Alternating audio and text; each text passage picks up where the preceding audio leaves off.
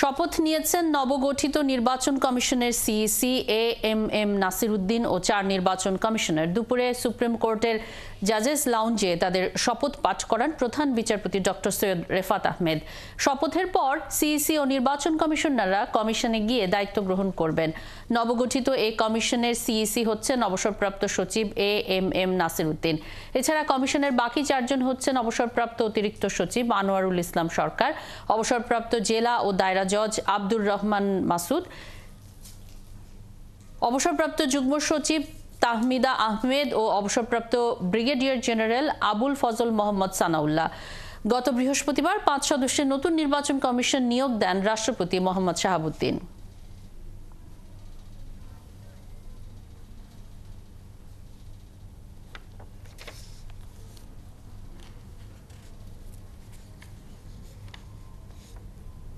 প্রধান নির্বাচন কমিশনার সহ 5 সদস্যের নবগঠিত নির্বাচন কমিশনের শপথ গ্রহণের খবর রাখছেন আমাদের সহকর্মী মিল্টন আনোয়ার। সুপ্রিম কোর্ট থেকে যুক্ত আছেন আমাদের সঙ্গে। মিল্টন, শপথ তো হয়েছে, শপথ গ্রহণের পর প্রধান নির্বাচন কমিশনার সহ 5 সদস্যের নবগঠিত নির্বাচন কমিশনাররা কি বলেছেন?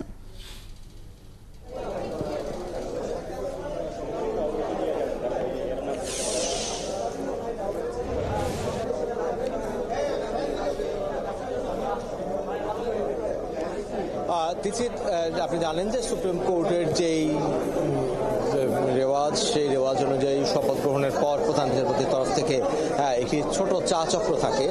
এখন সেই পর্বটি চলছে এবং চা চক্রের পরই কিন্তু প্রধান নির্বাচন কমিশনার তিনি আমাদেরকে জানিয়েছেন, তার তরফ থেকে জানানো হয়েছে যে তিনি গণমাধ্যমের সঙ্গে কথা বলবেন। এবং আমরা এখন আছি সুপ্রিম কোর্টের প্রধান ফটকের সামনে, যেখান থেকে আসলে তারা জাজ লাউঞ্জে গিয়েছেন। তারা এই পথ দিয়েই যাবেন, পথ থেকে সুপ্রিম কোর্ট থেকে যাবেন নির্বাচন কমিশনে এবং তার আগে আমরা তার সঙ্গে কথা বলবো এবং তিনি আমাদের সঙ্গে তার প্রতিক্রিয়া জানাবেন। এবং আপনি জানেন যে রাষ্ট্রপতি যখন তাদের 21শে নভেম্বর নিয়োগ দিলেন, সেই নিয়োগপত্রে এই কথা উল্লেখ ছিল যে তাদের এই নিয়োগ শপথ গ্রহণের পর কার্যকর হবে। ফলে কিছুক্ষণ আগে শপথ গ্রহণ হয়ে গিয়েছে। ফলে যে প্রধান নির্বাচন কমিশনার সহ বাকি 4 জন যে নির্বাচন কমিশনার আছেন, তারা এই মুহূর্তে তারা বাংলাদেশের